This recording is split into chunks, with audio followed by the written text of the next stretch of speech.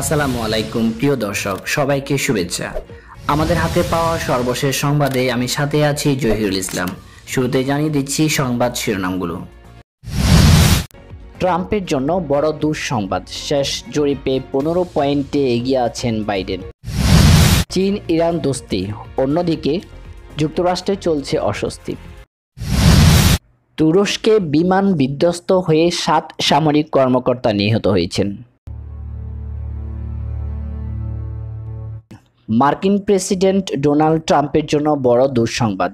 সর্বশেষ জনমতের জরিপে ফলাফলে তিনি প্রতিদ্বন্দ্বী ডেমোক্রেটিক পার্টির প্রার্থী জো বাইডেনের চেয়ে 15 পয়েন্টে পিছিয়ে পড়েছেন। মার্কিন টিভি চ্যানেল CNN বৃহস্পতিবার এই খবর দিয়েছে। দেশ জুড়ে কুইনিপিয়াক বিশ্ববিদ্যালয় পরিচালিত জনমত জরিপের ফলাফলে দেখা যাচ্ছে, জরিপে অংশগ্রহণকারী তালিকাভুক্ত ভোটারদের মধ্যে 52% বাইডেনকে সমর্থন জানিয়েছেন। অন্যদিকে ট্রাম্পের পক্ষে সমর্থন ব্যক্ত করেছেন মাত্র 37% ভোটার।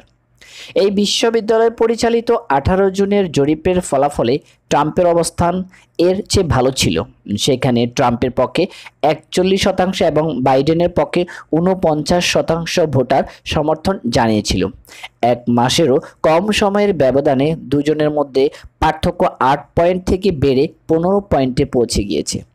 এর আগের বেশ কয়েকটি জরিপের ফলাফলেও দেখা গেছে আসন্ন নির্বাচনে বাইডেনের বিজয়ের সম্ভাবনা বেশি।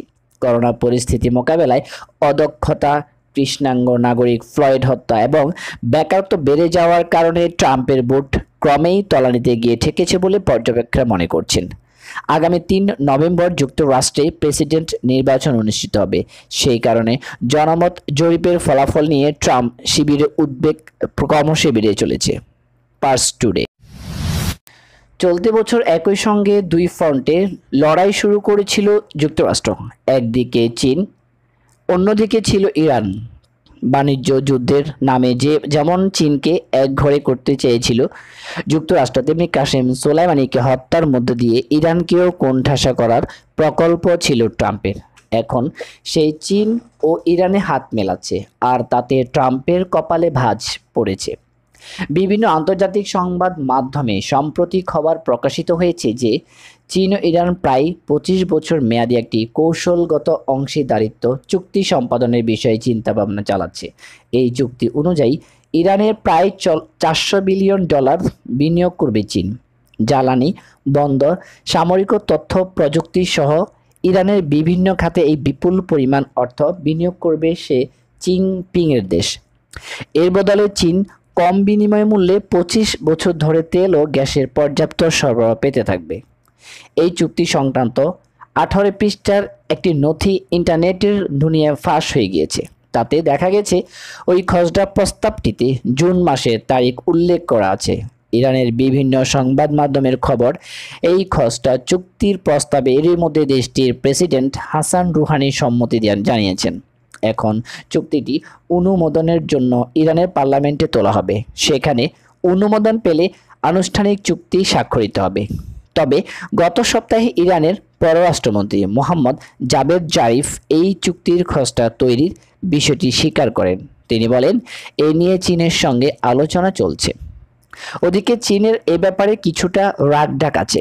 গত সপ্তাহে চীনের পররাষ্ট্র দপ্তরের মুখপাত্র জাও লিজিয়ানাকে এই বিষয়ে প্রশ্ন করেছিলেন সাংবাদিকরা। চুক্তির ব্যাপারে সরাসরি কিছু বলেননি জাও। তিনি বলেছেন, চীন ও ইরানের মধ্যে ঐতিহ্যগতভাবে মৈত্রী সম্পর্ক রয়েছে এবং দুই পক্ষ এখন পরস্পরের মধ্যকার দ্বিপক্ষীয় সম্পর্কের উন্নতির জন্য যোগাযোগ চালাচ্ছে। চুক্তির গুঞ্জনকে উস্কে দিয়ে যাও আরও বলেন, বাস্তব সহযোগিতার দিকটি ক্রমান্বয়ে উন্নত করতে আমরা ইরানের সঙ্গে কাজ করতে প্রস্তুত আছি। চীন ও ইরানের মধ্যে এমন চুক্তি হলে সেটি পুরো বৈশ্বিক রাজনীতিতে নতুন মাত্রা এনে দেবে। শুরু হবে এক নতুন বিশ্ব ব্যবস্থা যাত্রা। কারণ যুক্তরাষ্ট্র এতদিন মনে করত সৌদি আরব বা সংযুক্ত আরব আমিরাতকে হাতে রাখার মাধ্যমে আরব বিশ্বে ছড়িয়ে গড়ানো সহজ হবে। এই ক্ষেত্রে সত্যিকারের প্রতিদ্বন্দ্বীর অভাবও ছিল। কিন্তু চীন ইরান দোস্তি হলে মধ্যপ্রাচ্যে এক নতুন বিশ্ব শক্তির পা বাড়বে। এতে অর্থনৈতিক ও বাণিজ্য খাতের পাশাপাশি সামরিক বিষয়েও চীনের প্রভাব পড়বে। ইরানের বন্দরগুলোতে যদি চীন প্রভাব বৃদ্ধি পায় তবে পারস্য উপসাগরীয় অঞ্চলে যুক্তরাষ্ট্র কঠিন প্রতিদ্বন্দ্বিতার মুখোমুখি হবে। তুরস্কের পূর্বাঞ্চলীয় ভেন প্রদেশে বিমান বিধ্বস্ত হয়ে 7 জন সামরিক কর্মকর্তা নিহত হয়েছেন। বৃহস্পতিবার তুরস্কের সরকার এই খবর নিশ্চিত করেছেন। দেশটির স্বরাষ্ট্র মন্ত্রণালয় এই তথ্য জানিয়েছেন। পার্স টুডের খবরে বলা হয়েছে, স্থানীয় সময় বুধবার 6টা 35 মিনিটে বানফেইট মেলান বিমানবন্দর থেকে বিমানটি উড্ডয়ন করেছিল। রাত 10টা 32 মিনিটে বিমানটির সঙ্গে শেষবারের মতো যোগাযোগ করা সম্ভব হয়। এর 13 মিনিট পর থেকে বিমানটির সঙ্গে রাডারের সংযোগ বিচ্ছিন্ন হয়ে যায়। তুরস্কের স্বরাষ্ট্রমন্ত্রী সুলেইমান সুইলু বলেছেন, বিমানটি 2200 ফুট উচ্চতার একটি পর্বতে বিধ্বস্ত হয়েছে। নিহত 7 জনের মধ্যে বিমানের 2 পাইলটও রয়েছে। কী কারণে ওই দুর্ঘটনা ঘটেছে তা এখনও নিশ্চিত নয়। এই বিষয়ে তদন্ত চলছে বলে জানানো হয়েছে। ভ্যান প্রদেশের গভর্নর নিহতদের প্রতি শ্রদ্ধা এবং শোক সন্তপ্ত পরিবারের সদস্যদের প্রতি সমবেদনা জানিয়েছেন। তিনি বলেছেন, সামরিক বাহিনীর নিহত 7 সদস্যই হচ্ছেন দেশের গর্ব এবং তারা হলেন তুরস্কের বীর।